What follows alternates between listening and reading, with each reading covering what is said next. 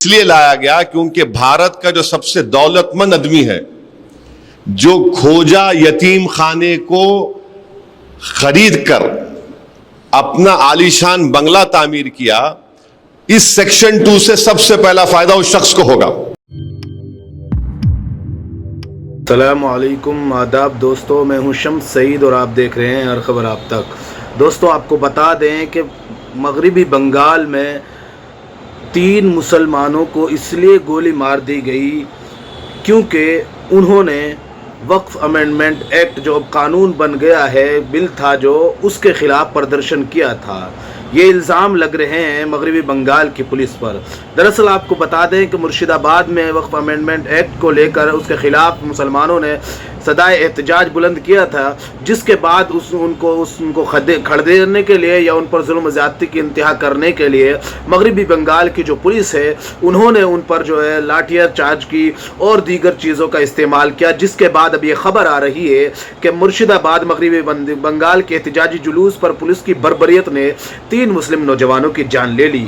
اس طرح کے آروپ لگائے جا رہے ہیں آل انڈیا مسلم پرسنل لا بورڈ کے دوارا، جس میں مولانا سید ارشد مدنی صاحب کا بھی سائن ہے اور مولانا خالد سیف اللہ رحمانی بھی ہے۔ یہ پورا ایک انہوں نے لیٹر پیڈ پر یہ تمام تر چیزیں جاری کی ہیں، جس کو میں آپ کو پڑھ کر سنا دیتا ہوں۔ وقف ترمیمی قانون پر احتجاج ضروری مگر پرامن اور قانون کے دائرے میں، آل انڈیا مسلم پرسنل لا بورڈ کی مسلمانان ہند سے دردمندانہ اپیل۔ مرشد آباد بنگال کے احتجاجی جلوس کی بربریت نے 3 مسلم نوجوانوں کی جان لے لی، جس کی آل انڈیا مسلم پرسنل لا بورڈ سخت الفاظ میں مذمت کرتا ہے اور مغربی بنگال کی حکومت سے مطالبہ کرتا ہے کہ وہ ہلاک ہونے والے ہر فرد کے خاندان کو 25 لاکھ روپے بطور معاوضہ ادا کرے، نیز پولیس کو سخت تاکید کرے کہ وہ کسی بھی احتجاج سے نمٹنے میں انتہائی ضبط و تحمل سے کام لے۔ آل انڈیا مسلم پرسنل لا بورڈ نے اپنے بیان میں آگے کہا کہ وقف قانون میں مرکزی حکومت کے ذریعے من مانی، متنازع، دستوری حقوق سے متصادم، امتیاز و تفریق اور فرقہ واریت پر مبنی ترمیمات نے فی الوقت مسلمانوں کے جذبات کو برانگیختہ کر دیا ہے، جس کا اظہار ملک کے مختلف علاقوں میں احتجاج اور مظاہروں کی شکل میں ہو رہا ہے۔ ہم ذمہ داران بورڈ مسلمانوں بالخصوص ہماری نئی نسل کے ان جذبات کو قدر کی نگاہ سے دیکھتے ہیں، مگر ان سے اپیل کرتے ہیں کہ وہ جوش کے ساتھ ہوش کا دامن نہ چھوڑیں، وہ بورڈ یا کسی ذمہ دار جماعت کے تحت ہی کوئی سرگرمی انجام دیں۔ اس بات سے پوری طرح چوکنا رہیں کہ شرپسند عناصر ان کی صفوں میں شامل ہو کر انتشار و بدامنی پیدا کریں، ہر کس و ناقص اور اجنبی افراد کی کال پر لبیک نہ کہیں، جب تک کہ بورڈ یا کوئی معتبر دینی تنظیم کال نہ دے اس پر بالکل توجہ نہ دیں۔ جن ریاستوں اور شہروں کے حالات سازگار نہ ہوں وہاں کوئی ریلی اور جلوس نہ نکالے، مظاہروں وغیرہ میں اشتعال انگیزی نعرے نہ لگائیں۔ یاد رکھیں کہ ہماری کامیابی اسی بات میں ہی مضمر ہے کہ ہماری پوری تحریک پرامن اور قانون کے دائرے میں رہے۔ ہم کوشش کریں کہ ہمارے پروگراموں اور ہماری صفوں میں انصاف پسند برادران وطن کی ہر وقت ایک بڑی تعداد موجود رہے۔ ہم اس مسئلے کو کبھی بھی ہندو مسلم مسئلہ نہ بننے دیں، اللہ تعالیٰ سے اپنے تعلق کو مضبوط رکھیں، اسی پر بھروسہ رکھیں اور اس سے استعانت طلب کرتے رہیں۔ ہم اگر اپنی تحریک پرامن اور قانون کے دائرے میں چلائیں گے تو انشاءاللہ کامیابی بالآخر ہمارے قدم چومے گی۔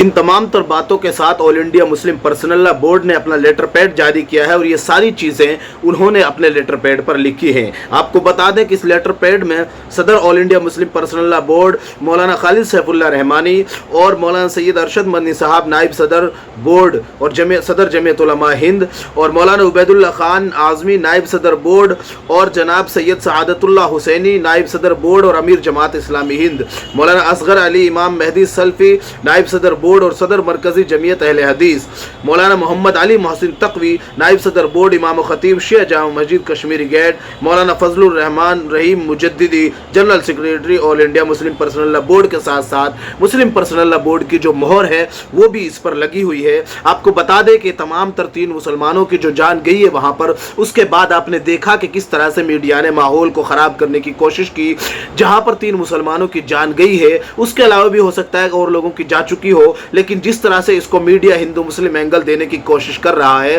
تاکہ وہاں پر جو غیر بی جے پی شاست راجیہ ہیں جیسے کہ तमिल नाडु का मामला चल रहा है और बंगाल का ये मामला है, इसको बीजेपी पूरी तरह से मीडिया दिखाना चाहता है कि किस तरह से बीजेपी गैर शासित राज्य जो हैं उनमें हिंदू जो दीगर मुसलमानों के अलावा दीगर समाज है और दीगर समुदाय हैं वो महफूज नहीं है। आप इसका अंदाज़ा इस बात से करिए कि किस तरह से रात दिन इसके नाम पर परोस रहा है, नफरत परोस रहा है और कह रहा है कि वहाँ पर से हिंदू जो अफराद हैं, हिंदू जो ख़ानदान हैं, परिवार हैं, वो पलायन कर रहे हैं। अब आपको हम छोटा सा एक बयान असदुद्दीन ओवैसी का दिखा देते हैं दोस्तों, उसको देखिए और समझिए कि किस तरह से वक्फ बोर्ड में बारीकी के साथ खेल किया गया है और अंबानी का जो बंगला है उसको बचाने के लिए क्या कुछ खेल किया गया है। अब असदुद्दीन ओवैसी की ज़बानी मैं डायरेक्ट चैलेंज कर रहा हूं भारत के प्रधानमंत्री को कि आप, मेरा सवाल आपसे है, आप जब अमेंडमेंट ये ला चुके हैं, कानून बना चुके, तो क्या संभल की मस्जिद वक्फ की प्रॉपर्टी रहेगी? क्या ज्ञानवापी की मस्जिद वक्फ की प्रॉपर्टी कहलाएगी? क्या मथुरा की मस्जिद वक्फ की प्रॉपर्टी कहलाएगी? जितने भारत में एएसआई प्रोटेक्टेड एंशिएंट मॉन्यूमेंट्स है उसके एक्ट के तहत,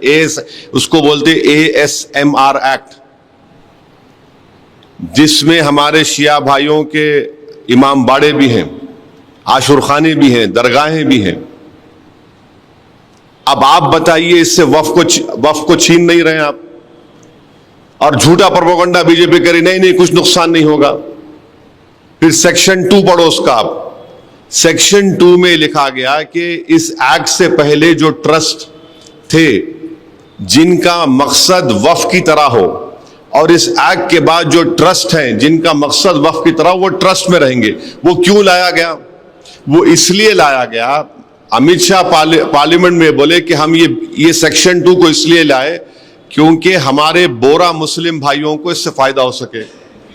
वो भी उनको धोखा दिए बोरा मुस्लिम भाइयों को, उस प्रोविजन में बोरा का जिक्र ही नहीं है। ये इसलिए लाया गया क्योंकि भारत का जो सबसे दौलतमंद आदमी है, जो खोजा यतीम खाने को